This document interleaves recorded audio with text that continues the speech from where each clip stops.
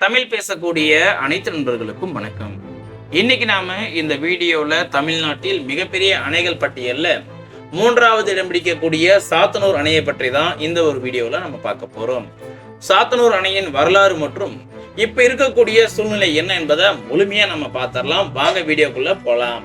நீங்க ஃபேமிலியோட ஒரு ஒன் டே டைம் ஸ்பெண்ட் பண்ணணும், அது போலவே நான் போற இடம் ரொம்பவே மகிழ்ச்சியா இருக்கணும், குழந்தைகளுக்கு அது யூஸ்ஃபுல்லாகவும் இருக்கணும் அப்படின்னா கண்டிப்பா நீங்க சாத்தனூர் அணையை நீங்க சூஸ் பண்ணலாம். கிட்டத்தட்ட 5க்கும் மேற்பட்ட பார்க் இருக்கு. குழந்தைகள் விளையாடுவதற்கு மட்டுமே இந்த 5 பார்க்கும் கொடுக்கப்பட்டிருக்கு. பெரியவர்களுக்கு ஒரு 2 பார்க் கொடுத்திருக்காங்க.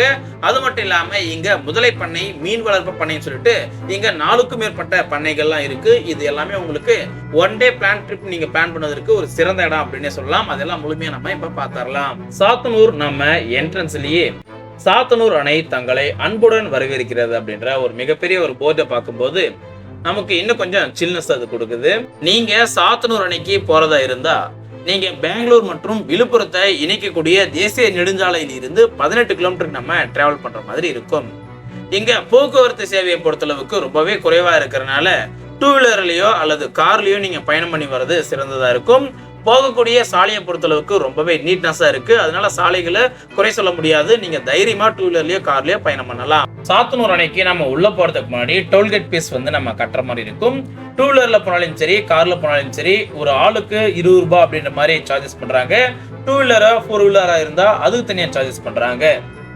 டோல்கேட்ல இருந்து நம்ம ஒரு 500 மீட்டர் கிராஸ் பண்ணா போதும் பெடல் போட்டை நம்ம ரீச் பண்ணிடலாம். இந்த பெடல் போட்டை பொறுத்தளவுக்கு நம்ம அப்படியே காலையிலே மிதிச்சுட்டு அப்படியே படகுல போற மாதிரி இருக்கும். குழந்தைகளுக்கு கண்டிப்பா பிடிச்ச ஒரு இடம் தான் இதை சொல்லணும். ஒரு பெரிய அளவிலான ஒரு குளத்துல இந்த பெடல் போட்டை வச்சிருக்காங்க. கிட்டத்தட்ட ஒரு 4க்கும் மேற்பட்ட படகுகள் அங்க கொடுக்கப்பட்டிருக்கு. ஒரு ஆளுக்கு பாத்தீங்கன்னா 50 ரூபாய் சார்ஜஸ் பண்றாங்க. நான் போயிருந்த நிலைமையில பாத்தீங்கன்னா கூட்டம் பெருசா கிடையாது. அந்த குளத்துல கூட பாத்தீங்கன்னா ஒரே ஒரு படகுல மட்டும் தான் போயிட்டு இருப்பாங்க. அந்த பெடல் படகுல பாத்தீங்கன்னா ஒரு 4 பேர் டிராவல் பண்ணிட்டு இருந்தாங்க.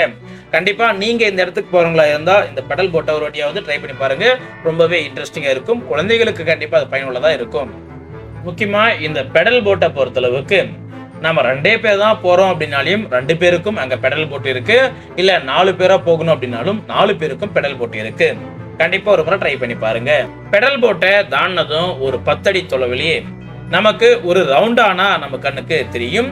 கலர் கலரா பூசப்பட்ட வண்ணங்கள் நிறைந்த இந்த ரவுண்டானா நம்மள மீண்டும் உள்ள வாங்க அப்படின்ற மாதிரி வெல்கம் பண்ற மாதிரி இருக்கு. குறிப்பா நாம அணையின் அருகாமையில வரும்போது அங்க ஒரு போர்டு வைக்கப்பட்டிருக்கிறத நம்மளால பார்க்க முடியுது.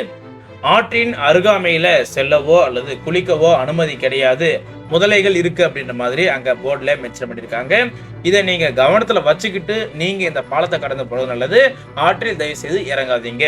குறிப்பா சாத்தனூர் அணையை பொறுத்தளவுக்கு 1951 தான் இதை கட்டவே ஸ்டார்ட் பண்றாங்க. இந்த அணை எப்போது முழுமையா கட்டி முடிக்கிறாங்கன்னு பார்க்கும்போது 1958 தான் இந்த அணையை முழுமையா கட்டி முடிக்கிறாங்க. அப்போதைய முதலமைச்சரான காமராஜ் அவர்களால் இந்த அணை கட்டப்பட்டது தமிழக மக்களுக்கு பெருமிதம் கொடுக்குது அப்படின்னே சொல்லலாம். குறிப்பா காமராஜர் எதற்காக இந்த அணையை கட்டினார் அப்படின்னு பார்க்கும்போது திருவண்ணாமலையில் உள்ள மக்கள் பயனடைவதற்காகவே இந்த அணை கட்டப்பட்டதா சொல்லப்படுது. அதற்கு பின்பாக விரிவாக்கம் செய்வதற்காக நீர்ப்பாசனத்துக்கும் அது போலவே நீர்மின் நிலையத்துக்கும் இந்த அணை பயன்படுத்தப்பட்டதாகவும் சொல்லப்படுது. குறிப்பா சாத்தனூர் அணைக்கு தண்ணி எங்கிருந்து வருது அப்படின்னு பார்க்கும்போது கர்நாடகாவில் உள்ள நந்திமலையில் இருந்து உருவாகி பெண்ணையாறு கடைசியா சாத்தனூரை அடையுது. இங்க நந்திமலையிலிருந்து உருவாகக்கூடிய பெண்ணையாறு மட்டும் இல்லை அப்படின்னா கண்டிப்பா பெரிய வாழ்வாதாரத்தை நம்ம இழந்திருப்போம் என்பதுல எந்த ஒரு மாற்றமும் கிடையாது. அணையின் முன்பக்கத்தில் இருந்து ஒரு 500 மீட்டர் நம்ம கிராஸ் பண்ணா போதும் முதலை பண்ணையை நம்ம சென்றடைஞ்சிடலாம். முதலை பண்ணைக்குள்ளார நான் உங்களை இப்ப கூட்டிட்டு போறேன். வாங்க போலாம். முதலை பண்ணைக்கு போற வழியில ஒரு 500 மீட்டர்லயே ஆதாம் மற்றும் ஏவாள் எப்படி இருந்தாங்க முன்னாடிலாம் அப்படின்ற மாதிரி அதை மீண்டும் நமக்கு ஞாபகப்படுத்துற மாதிரி 2 சிலைகள் வச்சிருக்காங்க. கூடுதலாக அங்க விலங்குகளுடைய சிலைகளும் வைக்கப்பட்டிருக்கு. இது குழந்தைகளுக்கு நம்ம காமிப்பதற்கும் சரி, நாம இதை பார்த்து தெரிஞ்சுக்கிறதுக்கும் ஆதாம் மற்றும் ஏவாள் எப்படி இருந்தாங்க என்பதற்கு இந்த சிலைகள் ஒரு உதாரணமா இருக்கு. நீங்க முதலை பண்ணைக்கு போறதா இருந்தா ட்ரக்கிங்ல போறது ரொம்பவே ஒரு பெஸ்டா இருக்கும். ஏன் அப்படின்னா இதுல கார்ல போறதுக்கோ அல்லது 2 வீலர்ல போறதுக்கோ ரோடு கொஞ்சம் மோசமா இருக்கு அப்படின்னு தான் சொல்லணும். அதனால நீங்க நடந்தே போறதா இருந்தா ஒரு பெஸ்டான ஒரு இடம் அப்படின்னே சொல்லலாம். போறதுக்கு ரொம்பவே அழகா இருக்கு. அது போலவே குரங்குகள் தொல்லை கொஞ்சம் அங்க இருக்கு. அதனால நீங்க குழந்தைகளோட போறப்ப திங்ஸ் ஏதாவது எடுத்துட்டு போறீங்க அப்படின்னா அதை கார்லயோ அல்லது பாதுகாப்பான இடத்துல வச்சுட்டு போறது நல்லது. ஏன்னா போற வழியில குரங்குகளுடைய தொல்லைகள் இருக்கதான் செய்யுது. முதல பண்ணைக்கு நம்ம உள்ளார போறதுக்கு முன்னாடியே பாத்தீங்கன்னா அங்க டோல்கேட்டும் வைக்கப்பட்டிருக்கு. ஒரு ஆளுக்கு அங்க 20 ரூபா சார்ஜஸ் பண்றாங்க. அங்க இருக்கக்கூடிய அந்த தோரணை எல்லாம் பார்க்கும்போது ஏதோ ஜுராசிக் பார்க்குள்ளதான் நம்ம வந்துட்டோம் அப்படின்ற மாதிரி ஒரு ஃபீல் நமக்கு கொடுக்குது. முதலை பண்ணைக்கு நம்ம உள்ளார போகணும் அப்படின்னா இந்த வழியா தான் நம்ம போற மாதிரி இருக்கு. இந்த வழியா நம்ம போகும்போது என்ட்ரன்ஸ்லயே பாத்தீங்கன்னா ஒரு ஆளுக்கு 20 ரூபா வந்து சார்ஜஸ் பண்றாங்க. டோல்கேட் பாத்தீங்கன்னா அந்த கேட்டானியே இருக்கு. முதல பண்ணையை பொறுத்தளவுக்கு நீங்க கேமராவோ அல்லது மொபைல் போனோ பயன்படுத்துவதற்கான தடைகள் கொடுக்கப்பட்டிருக்கு. நான் உங்களுக்கு என்ட்ரன்ஸை மட்டும்தான் காமிச்சிருக்கேன். உள்ளார முழுக்க காமிப்பதற்கு தடைகள் இருக்கு. அதனால நீங்களும் வீடியோ எடுப்பதற்கும் புகைப்படம் எடுப்பதற்கும் தடை இருக்கிறதுனால பயன்படுத்தாதீங்க. நீங்க இங்க முதல பண்ணையை தாண்டின உடனே வண்ண மீன்கள் காட்சகம் இருக்கிறத பார்க்க முடியும். நீங்க உங்களுடைய குழந்தைகளை உள்ள கூட்டிட்டு போயிட்டு கலர் கலரா இருக்கக்கூடிய மீன்களை காமிங்க. அவங்களுக்கு அது மகிழ்ச்சியை கொடுக்கும். மீன் காட்சகத்துக்கு பக்கத்திலேயே ஒரு அழகான பார்க்கும் இருக்குது. இதுதான் என்ட்ரன்ஸ்ல முதல் பார்க்காவும் சொல்லப்படுது. இந்த பார்க்கை பொறுத்தளவுக்கு குப்பைகளே இல்லாம ரொம்பவே நீட்னஸா இருக்கிறது. மேலும் மேலும் இந்த இடத்துக்கு போகணும் அப்படின்ற ஒரு ஆர்வத்தை அது ஏற்படுத்துது. உண்மையிலேயே இந்த இடத்தில் இருக்கக்கூடிய சிலைகளும் அந்த அளவிற்கு வர்ணங்களா படைக்கப்பட்டிருக்கு.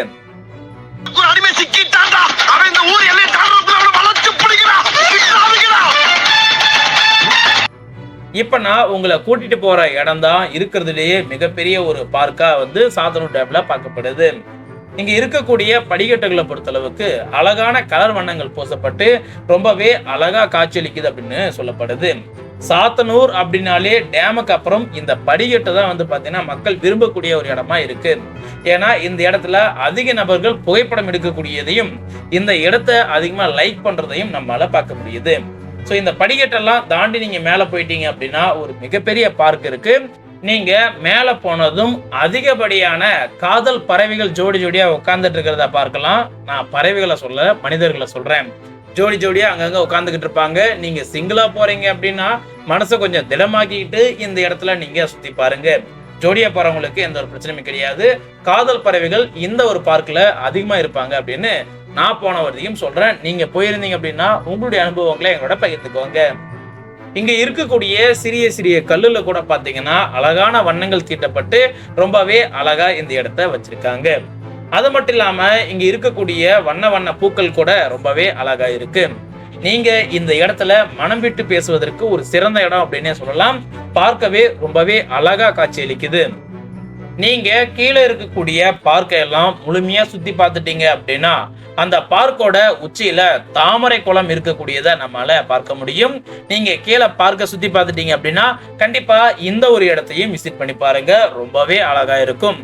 இந்த தாமரை குளம் பக்கத்திலேயே பாத்தீங்கன்னா இங்க ராக்கெட் வியூ பாயிண்ட்டும் இருக்கு. நம்ம மேலே ஏறி ஒட்டுமொத்த இடத்தையும் நம்மளால சுத்தி பார்க்க முடியும். இந்த இடத்துல இருந்து பார்க்கும்போது நமக்கு இந்த சாத்தனூர் டேமை முழுக்க நம்மளால கவர் பண்ற அளவுக்கு நம்மளால பார்க்க முடியும். நான் இப்ப அந்த ராக்கெட் வியூ பாயிண்டான உங்களை கூட்டிட்டு போக போறேன். எவ்வளவு அழகா அந்த இடம் இருக்கு அப்படின்றத பாருங்க. நாம அந்த ராக்கெட் வியூ பாயிண்ட்ல ஏறும்போது சுத்தி சுத்தி ஏற மாதிரி இருக்கும். இருந்தாலும் அதுவும் ஒரு அழகாக தான் இந்த இடத்துல பார்க்கப்படுது. இந்த இடத்துல இருக்கக்கூடிய அழகான தாமரையா இருக்கட்டும், அழகான பூக்களா இருக்கட்டும், கண்டிப்பா நமக்கு ஆச்சரியத்தையே கொடுக்குது. பாக்குறான் பாரு, நம்மள வேடிக்கை பாக்குறதுல இவனுங்களுக்கெல்லாம் ஒரு சந்தோஷம். இவனுங்களாம் மாத்தவே முடியாது. காதல் திருமணம் கலப்பு திருமணம் சொல்றானுங்க. ஆனா நம்ம பண்ண காலை தூக்கி அடிக்கிறானுங்க. ராக்கெட் வியூ பாயிண்ட்டுக்கு வந்தீங்க அப்படின்னா நீங்க தாராளமா இது மேல ஏறி பார்க்கலாம். எந்த ஒரு தடையும் கிடையாது. ஒரு முறையாவது இந்த பார்க்குக்கு வந்துட்டு நீங்க இந்த ராக்கெட் வியூ பாயிண்ட்டை ஏறி பாருங்க. நான் இப்ப அணையில இருந்து தண்ணி வெளியேறக்கூடிய இடத்துக்கு தான் உங்களை கூட்டிட்டு போக போறேன். நான் கூட்டிட்டு போற இந்த இடத்துல தான் தண்ணி வந்து ரப்பிரிச்சு அப்படின்னா திறந்து விடுவாங்க. இந்த இடத்த பொறுத்தளவுக்கு ரொம்பவே ஒரு அழகான இடம் அப்படின்னு தான் சொல்லணும். நீங்க ஒன்ஸ் இந்த பார்க்குள்ளார வந்துட்டீங்கன்னா போதும், டோல்கேட்ல மட்டும் நீங்க அதுக்கான டோல்கேட் பீஸ் கட்டிட்டா போதும். நீங்க வேற எந்த இடத்துலயும் நீங்க பணம் கட்ட தேவையில்லை. முதலை பண்ணையிலையும் அது போலவே இந்த மீன்கள் காட்சியகத்துல மட்டும்தான் நீங்க பணத்தை வந்து கொடுக்குற மாதிரி இருக்கும். மற்ற எல்லா இடத்துலயுமே உங்களுக்கு இலவசமா தான் பார்க்க விடுவாங்க. இந்த இடத்துல அமர்ந்து பேசுவதற்கு ஒரு அழகான இடமும் கட்டப்பட்டிருக்கு. நீங்க பாத்தீங்கன்னா தெரியும், ஒரு ரவுண்டா அழகா ஒரு பிளேஸை வந்து வச்சிருக்காங்க. அந்த டாப்ல உட்காந்துக்கிட்டு தண்ணி வடிஞ்சு வரக்கூடிய அழகான காட்சிகளை நம்மளால பார்க்க முடியும். நான் போன சீசன்ல பாத்தீங்கன்னா அங்க தண்ணின்னு வரது ரொம்பவே கம்மியா இருந்தது. அதனால டேமை இப்ப க்ளோஸ் பண்ணி வச்சிருந்தாங்க. ஒருவேளை நீங்க சீசன்ல போறீங்க அப்படின்னா கண்டிப்பா தண்ணி வெளியேறக்கூடிய அழகான காட்சிகள் எல்லாம் நீங்க பார்க்க முடியும். அது மட்டும் இல்லாம இப்ப அந்த பகுதியை இன்னும் கொஞ்சம் ரொம்பவே அழகுபடுத்திக்கிட்டு இருக்காங்க.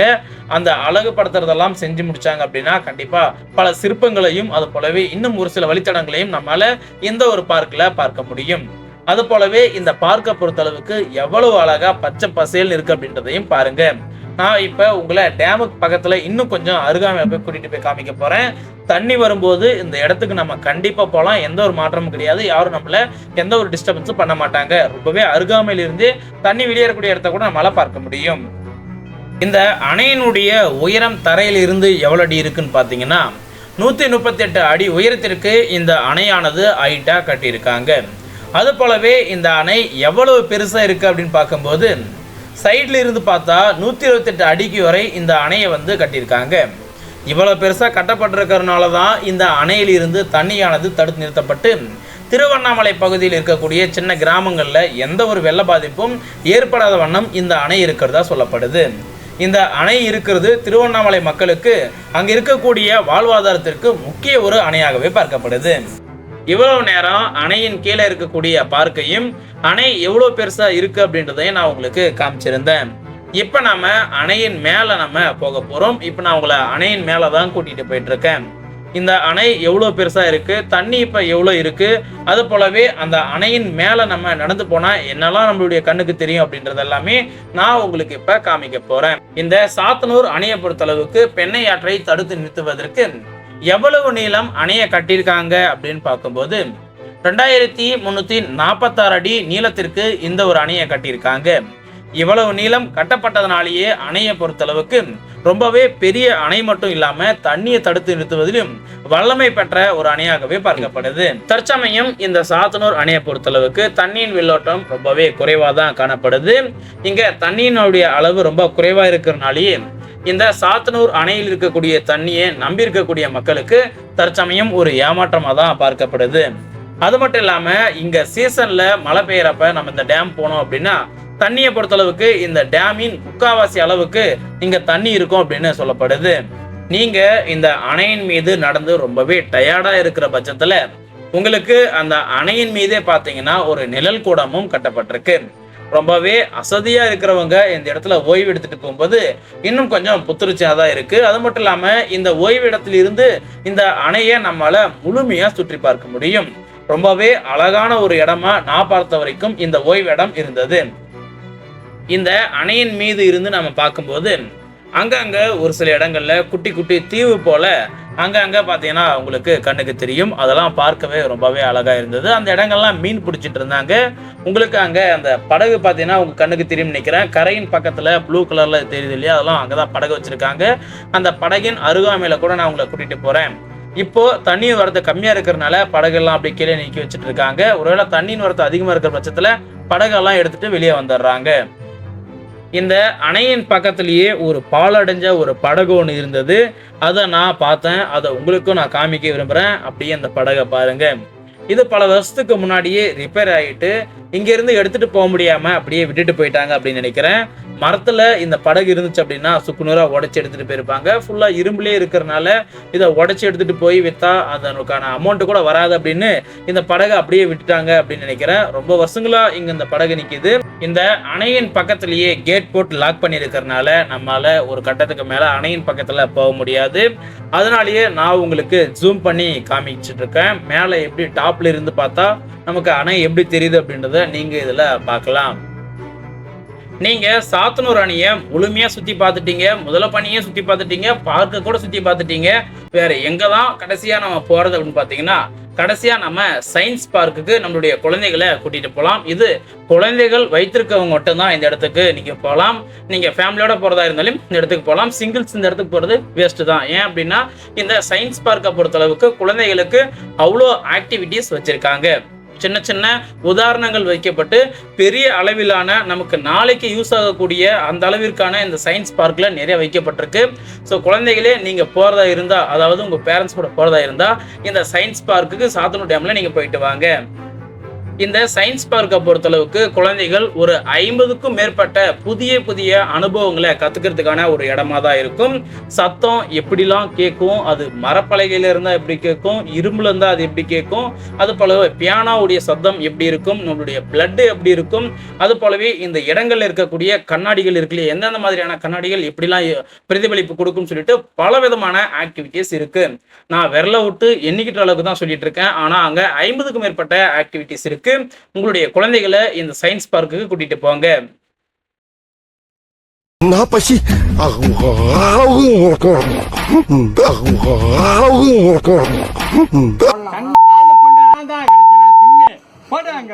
சாத்தனூரை பற்றி என்னால முடிஞ்ச அளவுக்கு விரிவாக்கமா சொல்லிட்டேன் அப்படின்னு நினைக்கிறேன். வேற ஏதாவது இடங்கள் விட்டிருந்தா அதை மறக்காம கமெண்ட் பாக்ஸ்ல கமெண்ட் பண்ணுங்க. இது போல பல இடங்கள் சுத்தி பார்க்க என்னுடைய சேனலை சப்ஸ்கிரைப் பண்ணிக்கோங்க. நன்றி நண்பா.